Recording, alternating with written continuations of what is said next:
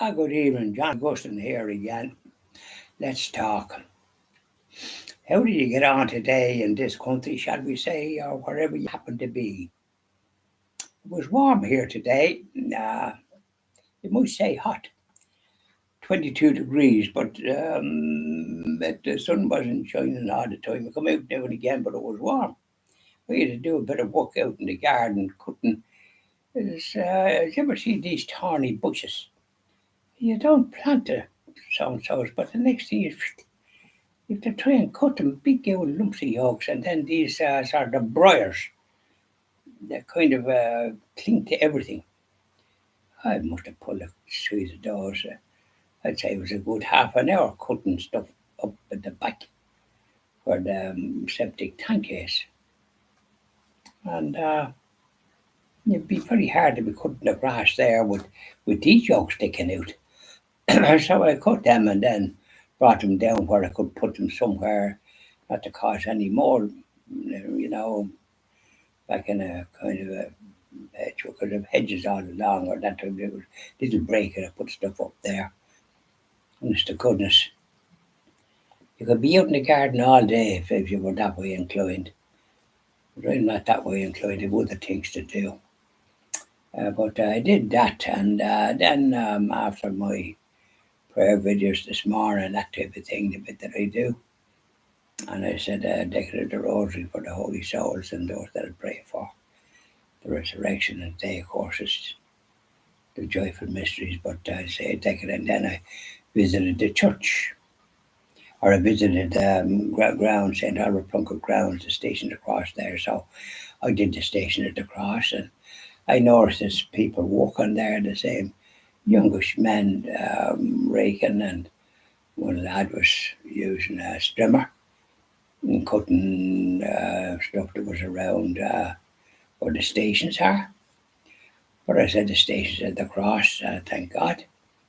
And there was another lad further down walking, another man. So keep the place kind of ship shape. And I noticed in the garden, the priest probably organised it. Part of the grass is nice and high. It's letting nature take its course. The other part is very well maintained and all the rest of it.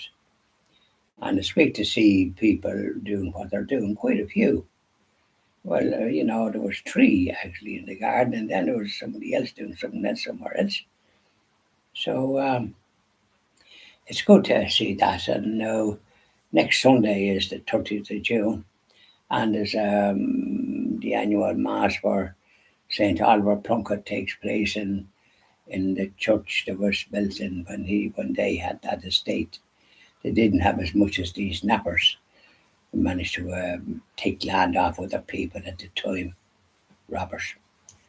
And Cromwell time, it's to goodness, it should be gone out of here.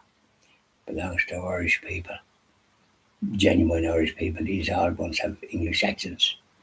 Really, it can be the sickest thing that they have that posh that it belongs to St. Albert Plunkett. So we say Mass there, and I had a look at it there a week or so ago, and I just thought everything else the grass is cut, and in where there was people buried as well, the grass is sky high. It's absolutely dreadful that it's so badly maintained. I don't know who's responsible for it. But they'd want to do a better job than they're doing. But the priest has organised helpers for Wednesday, 7 o'clock. Don't think they're going to get much done. What I saw, it's absolutely dreadful. It's a disgrace. And whoever is responsible for looking after that, they want to do a better job and keep it so that people can visit it. If there's anybody, they can look at the graves, which I happen like to look at. And see that there's around some graves there's a railing and that, so they would have been important people at the time. But I'd like to see that. So there you are. So that's and I did then I did took a walk and I did Chapel of Mercy. I did there, and I was going into the church then to do the rosary. But then there was young children in there, and there was children. So I didn't go in, though I could have went in. There was the exposition of the Blessed Sacrament. I forgot about that. So I came home and did the rosary at home.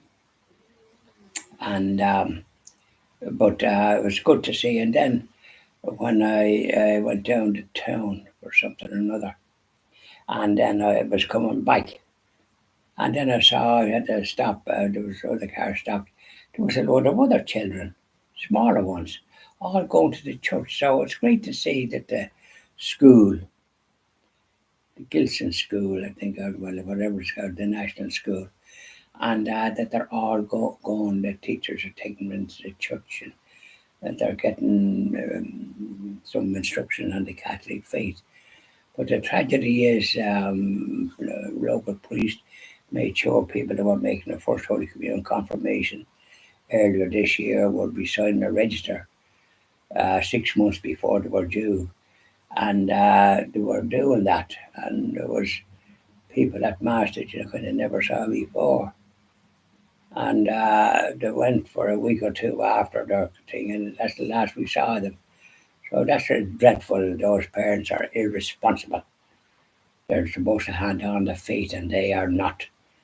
And it should be spoken from the altar. I'm certainly talking about it. It's a disgrace. They have no responsibility for to save their immortal souls and that of their children, for which they're responsible for. They'll have to answer for that.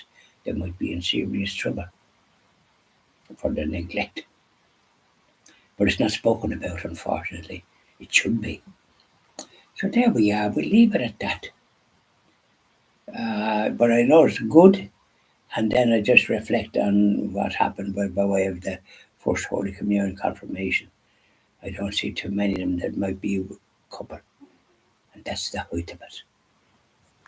Yeah, it's a disgrace. They'd want to be spoken to, not severely at that. Bye now.